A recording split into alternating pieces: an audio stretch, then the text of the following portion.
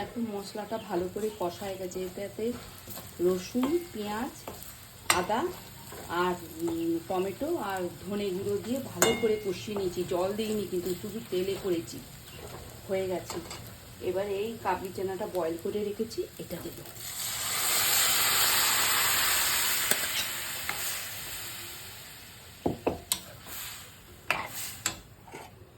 আর উপর থেকে এই বয়েল আলুটা ভালো করে পেস্ট করে দেবো।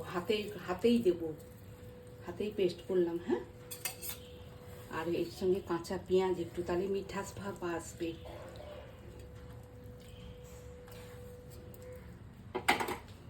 আর একটুখানি এই টমেটো কেচাপ।